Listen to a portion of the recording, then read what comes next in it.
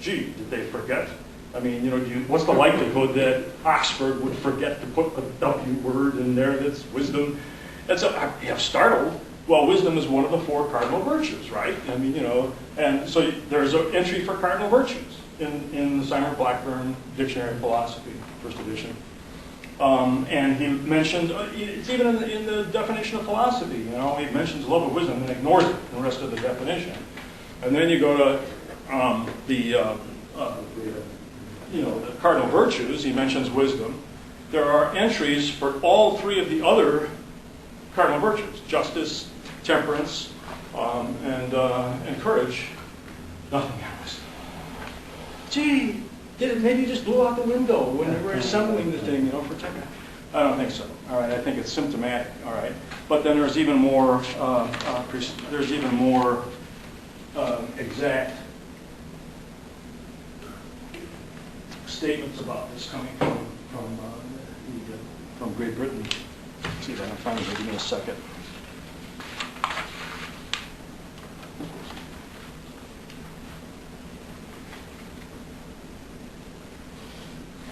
Yeah, G.W. Hamlin wrote a book, 1992, on being a philosopher, the history of a practice. It's actually not a bad book. He goes through and says how philosophy has been looked at in various cultures, various nations, this sort of thing. It's actually a rather well done piece of work, like most of the Brits do. And it's called On Being a Philosopher, the History of a Practice. At the end of the book, he writes, direct quote, "What does the study of philosophy do for society and its intellectual well-being? That is not a question that can be answered simply without regard to the kind of society that exists. That at least should be clear from my historical survey." And I think, you know, he does a nice job of that. "It will not do, on the other hand, to appeal to the Greek idea of philosophy as the pursuit of wisdom, since philosophical wisdom, if it exists, is wisdom of a special kind, and no philosopher nowadays can claim to have a view of things which covers all time and eternity." Oh, really? Where did he get that? No reference at all, of course, to that notion of wisdom and his art. So, Brits, okay, but there's a guy named Kai Nielsen, I never know how to pronounce his first name, American philosopher, who basically does a similar thing, just dismisses it. I don't know if I got that quote from him, but he just basically says, no. Oh, here it is, yeah. He was answering an article about wisdom that somebody had written for, actually, a journal of philosophical teaching. Teaching Philosophy, a journal. You familiar with that, Bob?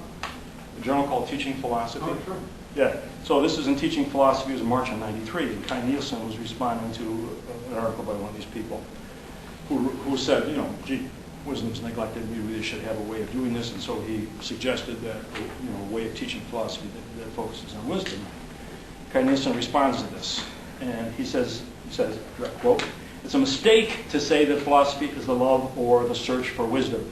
It is also the analysis of concepts and the attempts to spot, articulate, analyze, and in some instances criticize the underlying presuppositions of our belief systems.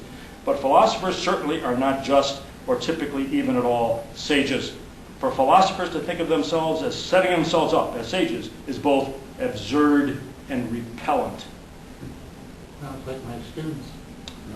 Well, this is a philosopher speaking, not your students, so he kind of sides with them. Now, I mean, granted, the point he's trying to make, and he says, well, you know, you got to consider that like other things. But gee, I remember talking to one of my buddies at Loyola at one point, and trying to draw up some interest in having a course just devoted to wisdom, a sophology class. And he said, well, you know, wisdom, I mean, isn't it just another vague term like love? Wait a minute, philosophy, love, wisdom. He managed to smear both of them in the same sentence. You know what I'm saying? It's not a vague concept, whatever. Not only that, but I pointed out to him later on, I think, I'm one of these people that doesn't, I'm not quick on my feet. But later on it occurred to me, what species do you belong to? Isn't that Homo sapiens? I mean, isn't that wise man? You know, sapientia? So he's not only denying his species, you know, his profession at the same time. I mean, it's just amazing to me. But so, okay, so enough said about that. The fact is, it's not being done by philosophers. And I just quoted Simon Blackburn, D.W. Hamlin, Kai Nielsen. It's not the business of philosophy. And in their functioning, these guys are really a lot more like the sophists that Socrates and Plato and Aristotle had a lot of fun with criticizing, because the sophists were paid teachers who didn't teach wisdom.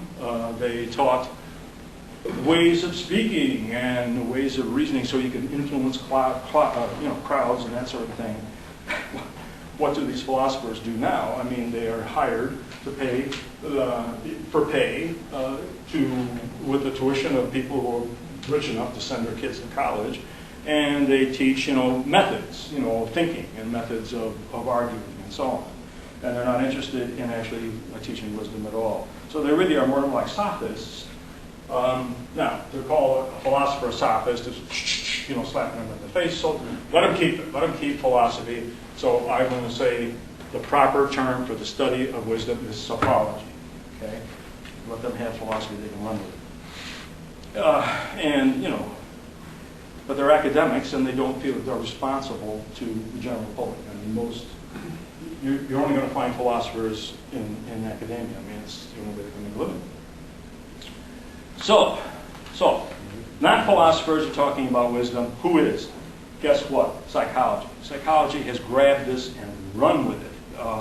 There's recently, starting in around 1970, I'm going to talk about this in a little more length, some of their articles started appearing in psychology journals about wisdom. It's turned into a flood.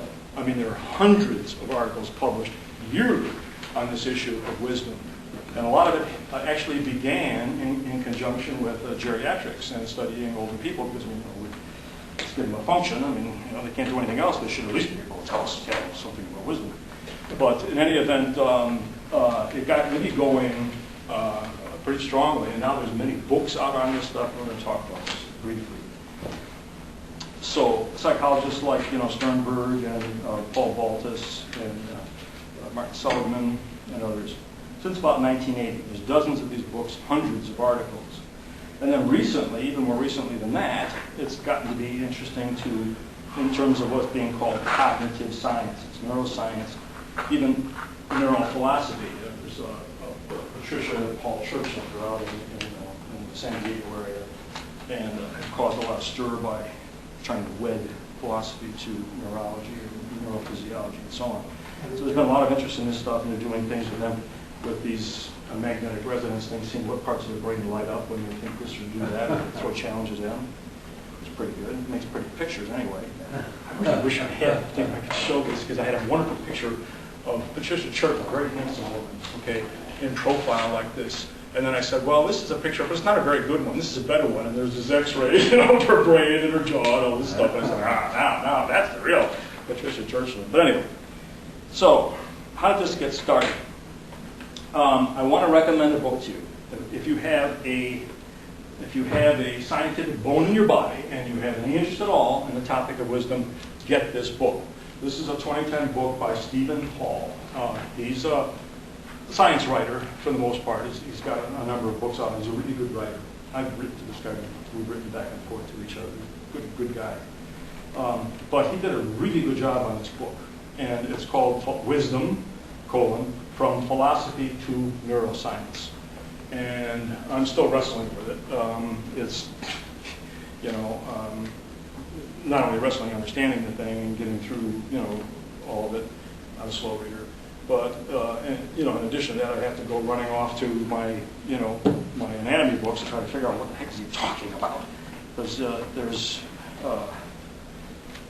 passages even in this book that go something like this. I'm going to just read you. Now, this is not typical, okay? But I want to read you what sort of thing you're going to run into if you do this. Besides telling the story, he does a great job of telling the story of how this has come about and what they're finding and so on. And he does it in layman's terms. I don't want you to get the wrong impression, but you'll also run into things like this. And he's talking about the implications of recent fMRI studies. Green writes is that Kant, the quintessential rationalist, was, quote, psychologically speaking, grounded not in principles of pure practical reason, but in a set of emotional responses that are subsequently rationalized. So he's talking about, portions of the brain. I'll just go on with this. How might this process happen in a mechanistic neuroscientific way? In Green's experiments, people are confronted with a trolley problem. I'm not going to go into that. An impersonal moral dilemma, in his view. oftentimes what these guys have done, people who are researching this, they think of a situation that would call a person to do, make a decision or do something that would be regarded as testing their wisdom. So this trolley problem is one of them. I think it's a matter of throwing somebody in front of the trolley and down to saving a bunch of other people by throwing someone else in front of the trolley. So the trolley problem, an impersonal moral dilemma in his view, displayed greater activity in cognitive areas of the brain, like the dorsolateral prefrontal cortex. To grossly simplify, this seems to be an area that wheels into action during utilitarian deliberation. So during the footbridge variation, when the moral dilemma becomes personal, people were forced to contemplate having a fellow human, heaving a fellow human into the path of an onrushing trolley. They showed heightened activity in parts of the brain known for emotional conflict and social cognitive processing, including the medial prefrontal cortex, the posterior cingulate precuneus, and the superior temporal sulcus temporal parietal junction. I think I need to take a swig of water after that one. Did you all get that? I mean, you all know where the posterior cingulate. So, I mean, it's challenging. I mean, you don't have to know that. I mean, he kind of simplifies things. He does a really good job. So I don't want to prejudice you. But where he starts, and it's kind of interesting, he starts with a woman called Vivian Clayton. Now, Does he define wisdom? And you have another handout for this young man who just came in? yeah, sorry. Does he define wisdom in this Good. book? Hold on a second. I think I got a two-sided drive. Here you go. I'm sorry, I didn't see it. Thank you. Oh, I got some others too. So, it's two-sided. Flip it over. Does he define wisdom? He has many definitions of wisdom because he's mostly trying to summarize what other people, the research that other people have done for it. So we'll get to that in a minute, though. What some of the characteristics are that they focus on. What he does. Well, let me go on a little bit. I'm not going to try to spit out one of his definitions. So, Vivian Clayton. She's a young grad student in psychology and trying to find a topic for her dissertation. And she is very interested in this whole business of wisdom, particularly with respect to older people, because she was just so impressed with her grandmother. Her grandmother was a survivor of the Holocaust, okay? In a sense. They were in England at the time, but okay, let me say she was a survivor of the Blitz in England. And they would go down, when the bombs were falling, they'd go down on the subway or something, and then when the bombs, were done, she would say, okay, now we can have some tea. And so she was very, very kind of level-headed in the way she behaved and whatnot. And when she came to this country, she brought that with her. And Vivian was very impressed with it. So she was like, what is there? And she didn't strike her as being outstandingly intelligent in the way that physicists are.